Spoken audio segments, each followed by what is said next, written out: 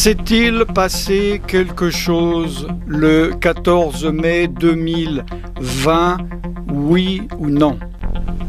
Le pape François donc s'est uni à l'invitation du Haut Comité pour la Fraternité Humaine à prier le 14 mai 2020. Oui, vous m'avez bien entendu, vous n'en avez jamais entendu parler. Tout le monde parlait du Covid et du déconfinement. Comme d'ailleurs je l'avais dit dans la vidéo de janvier 2020, cela risque de se passer le 14 mai 2020 comme une lettre à la poste et personne n'y prendra garde et il y aura quelque chose d'autre qui va attirer notre attention. Et il dit: j'ai organisé un événement mondial. Je suis certain qu'il ne sera pas dans les premiers titres des journaux, à la radio ou à la télévision. Il y aura peut-être même un événement juste avant, pendant ou juste après dans le monde qui va détourner l'attention du peuple de la Terre. Que s'est-il passé ce 14 mai 2020? Il y a eu un appel à la prière. Malgré tout, le 14 mai, les croyants et toutes les personnes de bonne volonté sont invités à s'unir pour penser, P-A-N-S-E, mettre un pansement, les plaies de l'humanité bouleversée et meurtrie par la pandémie du Covid-19. Quel jour? Le 14 mai 2020. En avez-vous entendu parler? Non. Le secrétaire général de l'ONU a adhéré à cette prière du 14 mai 2020 que personne n'a entendu parler. Et je vous rappelle que je suis en train de parler après le 14 mai. Ceci n'est pas une prophétie, ceci est accompli. Je vous parle le 20 mai 2020. Pour des raisons de droit à l'image, j'ai flouté évidemment cette vidéo et enlevé le son. Et je vous dis ce que le pape a annoncé et ce qui s'est passé. Vous pouvez bien sûr retrouver cette vidéo sur tous les sites officiels. Le 14 mai prochain, les croyants de toutes les religions s'unissent spirituellement pour une journée de prière, de jeûne et de charité, pour implorer Dieu d'aider l'humanité pour surmonter la pandémie de coronavirus. Bonjour, je suis serviteur de Dieu Alan Rich.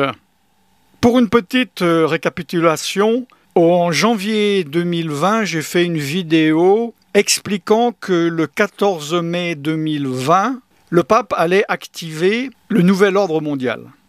Entre-temps, il est arrivé quelque chose d'inattendu qu'aucun prophète n'avait prophétisé, et cela s'appelle une pandémie, le Covid-19, le coronavirus. Pour cette raison, le pape a reporté le 5 mars 2020, a décidé de reporter à la semaine du 11 octobre 2020 cette activation. J'ai fait une vidéo le 5 mars expliquant cela. Vous pouvez voir normalement la miniature et vous pouvez aller dans la description de la vidéo, cliquer sur la playlist pour voir cette vidéo et comprendre la chronologie et à la date à laquelle je l'ai fait. Avant même le 14 mai, beaucoup de personnes avaient mis dans les commentaires « Ah ah ah, il ne va rien se passer, j'attends et le 15 mai, je vais vous dire, voyez la preuve, vous êtes un faux prophète. » Alors l'activation a été reportée, oui. S'est-il passé quelque chose le 14 mai 2020? Est-ce que cette date est significative? Oui, cette date est significative et il s'est passé quelque chose et je vais vous expliquer cela maintenant. Je vais vous lire des documents qui sont de sources officielles, je ne peux pas nommer, parce que maintenant ils ont des droits d'auteur, ils ont des droits sur l'image et cela m'embêterait de devoir à un moment donné enlever cette vidéo. Mais vous pouvez vous-même vérifier sur Internet. Il faut vous rappeler que le 4 février 2019, le pape a créé le Haut Comité pour la Fraternité Humaine. J'en ai déjà parlé, je ne veux pas faire cette vidéo trop longue. Le titre exact étant le Haut Comité de la Fraternité humaine pour la paix dans le monde et la coexistence commune. Ahmed El Tayeb et le pape François y déclarent adopter la culture du dialogue comme chemin, la collaboration commune comme conduite, la connaissance réciproque comme méthode et critère. Plus spécifiquement, il s'engage dans une démarche commune sur le refus du terrorisme au nom de la religion. Dieu, le Tout-Puissant, n'a besoin d'être défendu par personne. Deuxièmement, le refus des discriminations au nom de la religion, notamment à travers l'usage du concept de minorité, invitant intrinsèquement à la ségrégation. Celui-ci doit être remplacé par le concept de la pleine citoyenneté. Et un mutuel apport Orient-Occident, les richesses spirituelles, contre progrès matériels et socio-politiques. Celui-ci se fait dans le refus de l'individualisme contemporain, dans la remise en valeur de la famille et de la fraternité universelle. Et enfin, le dialogue entre les croyants consiste à se rencontrer dans l'énorme espace des valeurs spirituelles, humaines et sociales communes. Il consiste aussi à éviter les discussions inutiles. Qu'est-ce que cela veut dire ? En français courant, le dernier point par exemple. Le dialogue entre les croyants consiste à se rencontrer dans l'énorme espace des valeurs spirituelles. Non, il n'y a pas un énorme espace entre les valeurs spirituelles. Il n'y a aucun espace entre la vérité et le mensonge, entre l'esprit de Dieu et l'esprit du monde. Regardez la vidéo, vous voyez sur l'écran normalement la miniature de la vidéo où j'explique cela spécifiquement. Vous pouvez la trouver sur la playlist dans le lien de la description de la vidéo sur mon compte YouTube. Donc un espace des valeurs spirituelles, humaines et sociales communes, c'est ça, l'unité de l'être humain. Ils ne veulent plus simplement guider, entre guillemets, des personnes spirituellement, mais également humainement et socialement, contrôler la personne complète. Et il consiste aussi à éviter les discussions inutiles. Qu'est-ce que c'est cette petite phrase, les discussions inutiles?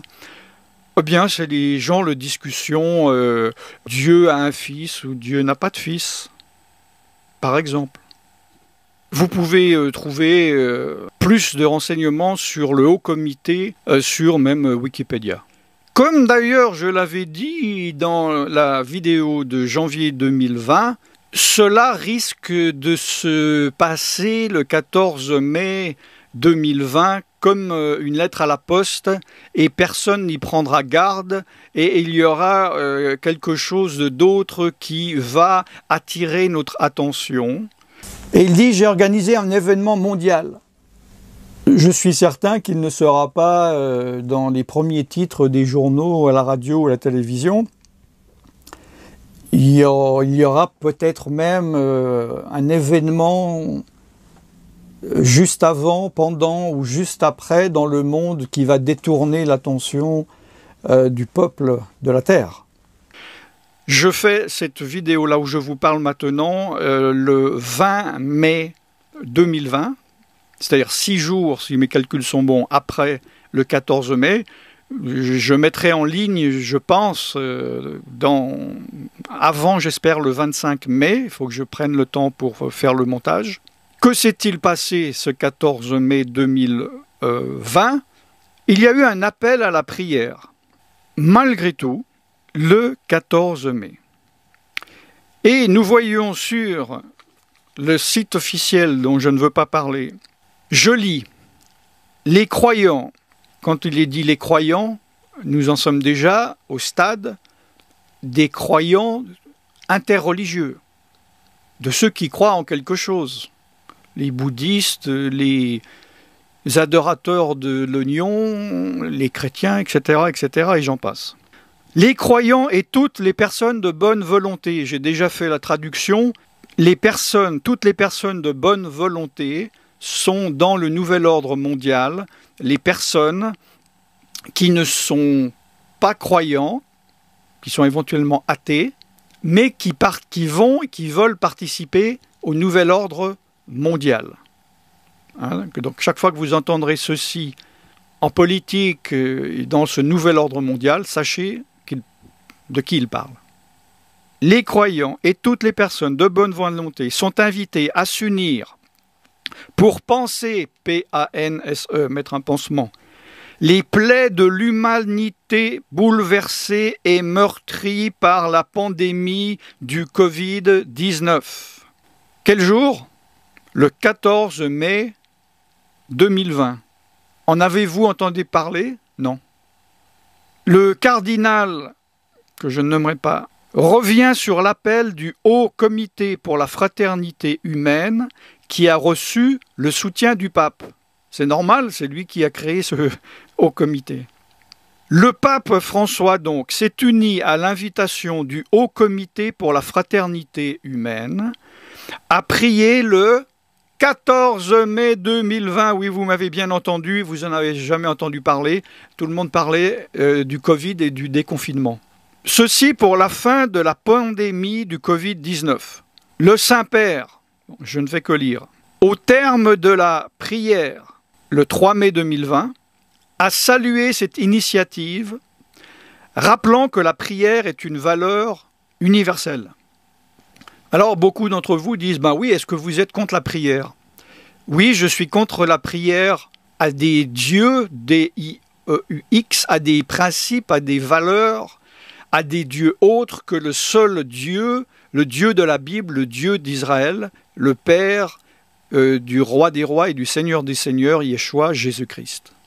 Il a ainsi souhaité que les croyants de toutes les religions, l'écuménisme interreligieux dont j'ai parlé déjà, qu'ils s'unissent spirituellement en une journée de prière, de jeûne et d'œuvre de miséricorde pour implorer Dieu d'aider l'humanité à vaincre la pandémie. Le cardinal dit, il me semble qu'à travers cet appel, le Haut Comité pour la fraternité humaine nous invite à reconnaître la dimension spirituelle qu'en tant que croyants, mais aussi comme personnes de bonne volonté, nous percevons dans le profond bouleversement que connaît le monde avec cette pandémie. C'est-à-dire, qu'est-ce que cela veut dire? Pour eux, pour ce nouvel ordre mondial, la dimension spirituelle en tant que croyant, et non seulement en tant que chrétien, mais ils mettent au même niveau un bouddhiste, un juif qui suit le judaïsme, un chrétien, un musulman, d'accord, que des personnes de bonne volonté, c'est-à-dire des gens qui ne croient pas en Dieu, et cela peut être des New Agers, des satanistes, des hindouistes et je ne sais quoi. Chacun, quelle que soit sa culture, sa situation économique, sa croyance, ou son absence de croyance religieuse, ressent et entend l'immensité du cri de l'humanité souffrante, débordée de toutes parts, angoissée, meurtrie. L'adhésion bienveillante du pape François, qui a manifesté la volonté de s'unir à cet appel le 14 mai, montre bien le caractère universel du moment historique qui nous touche tous. Cette adhésion montre aussi l'universalité de la réponse intérieure que tout un chacun peut y apporter. Donc c'est l'humanité au-dessus de Dieu. C'est l'homme qui règne. Je me réjouis des adhésions à cet appel. De qui? De la part des hautes autorités comme le secrétaire général de l'ONU. Oui, vous m'avez bien entendu. Le secrétaire général de l'ONU a adhéré à cette prière du 14 mai 2020 que personne n'a entendu parler. il est dit que tous seront en communion le 14 mai pour vivre ce moment d'unité de la famille humaine. Très important. Le fait qu'une personnalité telle que le secrétaire général de l'ONU soutienne cette initiative peut sensibiliser également les non-croyants à s'associer à ce moment de communion pour l'humanité tout entière. Souvenez-vous ce que j'ai dit dans la vidéo que vous voyez sur l'écran. Oui, tout à fait, car c'est un appel à la conscience des êtres humains, la conscience universelle, qu'ils soient croyants ou non-croyants. Donc, croyants ou non-croyants, on prie, on communie pour demander à chacun, à son Dieu, à la force universelle, au diable, à qui on veut, de l'aide. Face à cette grave crise mondiale et alors que l'humanité tout entière souffre, il est important de se savoir soutenu par les non-croyants. Oui, oui, vous m'avez entendu. Par les responsables politiques ou les responsables d'entreprises. Donc là, il a parlé de spiritualité, de politique et des finances. C'est un vocabulaire caché. C'est pour ça que dans la série des vidéos où je parle, petit à petit, je vous explique ce que cela veut vraiment dire. On se sentira tous ensemble, croyants et non-croyants, des frères et sœurs unis pour invoquer la fin de cette pandémie. L'union, l'unité du peuple. Bon, ça continue, ça continue. Si vous avez un peu de bon sens, allez sur le site et ne me demandez pas dans les commentaires de quel site je parle. Hein. C'est comme si je vous parle d'un ordinateur Apple et que je vous dise allez sur leur site officiel et que vous me disiez ah bon, mais Apple, quel est le nom de ce site? On est d'accord. Pour ceux qui ont un doute qu'il ne s'est rien passé dans le monde spirituel le 14 mai 2020, je lis de ce site officiel. Le Haut Comité se base sur le document sur la fraternité humaine pour la paix mondiale et la coexistence commune, signé par le pape François et le grand imam d'Al-Azhar Ahmad Al-Tayeb. Et comme le titre l'indique, je pense que nous avons là une occasion unique à laquelle le Saint-Père adhère sans réserve pour le 14 mai 2020, celle d'enraciner dans nos traditions religieuses respectives les plus chères, le nom que nous voulons donner à notre futur. Et je vous rappelle que je suis en train de parler après le 14 mai, ceci n'est pas une prophétie, ceci est accompli, je vous parle le 20 mai 2020. Un autre titre qu'ils ont mis et donné sur ce site officiel, le 14 mai, le monde en prière pour éradiquer le Covid-19. Il s'agit d'une journée de prière, de jeûne et d'invocation à Dieu pour l'humanité touchée par la pandémie.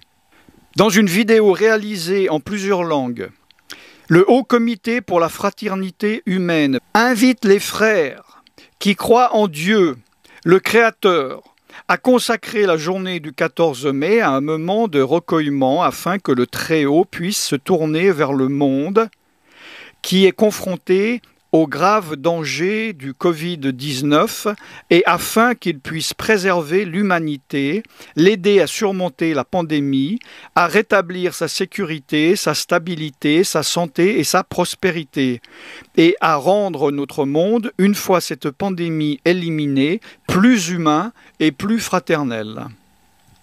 Donc, je ne sais pas si vous avez bien saisi. Cette prière qui a été faite le 14 mai 2020, a été faite dans le but que Dieu puisse tourner ses regards sur la terre. C'est-à-dire, c'est comme il n'est pas au courant, il s'en fiche. Et là, en l'invoquant, il viendrait regarder, tiens, l'humanité unie m'appelle. Le problème, c'est que chacun invoque son propre Dieu. Le pape a dit, je le répète, il faut que les croyants de toutes les religions s'unissent spirituellement, on n'est plus dans du mimo là, dans une journée de prière, une unité spirituelle entre des gens qui ne prient pas le même Dieu, qui n'ont pas le même esprit. Non, le croyant qui croit en Yeshua, en Jésus, qui est baptisé d'eau, qui est baptisé du Saint-Esprit et qui obéit au Saint-Esprit, n'a pas le même esprit que ceux d'autres religions ou d'autres qui ne croient pas en celui qu'il a envoyé, son Fils Yeshua. Bien-aimés, n'ajoutez pas foi à tout esprit, mais éprouvez les esprits, pour savoir s'ils sont de Dieu, car plusieurs faux prophètes sont venus dans le monde. Reconnaissez à ceux-ci l'Esprit de Dieu. Tout esprit qui confesse Jésus-Christ, Yeshua, venu en chair, est de Dieu. Et tout esprit qui ne confesse pas Yeshua, Jésus, n'est pas de Dieu. C'est celui de l'Antéchrist, dont vous avez appris la venue et qui maintenant est déjà dans le monde. Et sur ce site officiel, il y a une bande annonce en bas qui dit « Votre contribution pour une grande mission ». Ah, la mission, on la connaît, hein. Yeshua, Jésus, a dit à ses disciples « Allez par tout le monde, prêchez la bonne nouvelle dans chaque maison ». Oui, que le Fils de Dieu est mort sur la croix, qu'il est ressuscité, etc. Ah non. 2 points. Soutenez-nous pour apporter la parole de Dieu, de Yeshua, pour apporter la parole du pape dans chaque maison. No comment. Je suis là pour vous informer. Les choses de Dieu avancent. Des dates spécifiques dont j'ai déjà parlé dans les autres vidéos. Vous allez cliquer, si vous le voulez, voir les vidéos complémentaires sur le lien dans la description de la vidéo sur ma chaîne YouTube Preacher Alan Rich. Les dates ne sont pas faites au hasard. Le 14 mai 2020, c'était évidemment la célébration de la 72e, 72e année de la création du retour d'Israël sur la Terre Sainte, qui a été évidemment prophétisée et est une condition sine qua non avant que le oint, avant que le Christ, avant que le Mashiach revienne sur la terre, établir le royaume de Dieu pour 1000 ans sur cette terre. Et la date qu'il a choisie en octobre, du 11 au 18, alors oui, cette date peut encore changer. Je ne suis pas personnellement en train de prophétiser une date, je suis en train de vous donner la date que les autorités du Vatican ont donné, mais il faut que vous compreniez qu'au-dessus de ces autorités, tout en haut, il y a Dieu qui est maître des temps et des circonstances, comme je l'ai dit dans la vidéo précédente, et il ralentit, il accélère les temps comme il l'entend, comme il le veut. Mais cette date du mois d'octobre n'est pas non plus anodine, je l'explique dans des vidéos complémentaires sur la playlist dont je n'arrête pas de parler. Je vous encourage à regarder pour comprendre la globalité de cette affaire. Restez dans le Seigneur, ceux qui le sont, dans le Saint-Esprit. Des temps troubles vont arriver. Nous en sommes qu'au commencement du début du commencement, malgré ce que beaucoup de personnes disent depuis des dizaines d'années. Et cela va être de plus en plus difficile de voir la lumière dans les ténèbres, de discerner le bien du mal, la vérité du mensonge. Pour les enseignements un peu plus profonds, je vous encourage à aller sur tvjesuschrist.com 24h/24, 7 jours sur 7 et gratuitement, où il y a plus de 4000 vidéos gratuites 24h/24, 7 jours sur 7 qui passent aléatoirement. Et je vous retrouve très bientôt pour une nouvelle émission, soit en public sur ma chaîne YouTube Preacher Alan Rich, ou sur tvjesuschrist.com, radiojesuschrist.com ou tvyeshua.com. Je suis serviteur de Dieu Alan Rich et je vous bénis dans le nom tout-puissant de Yeshua, Jésus en français. Shalom.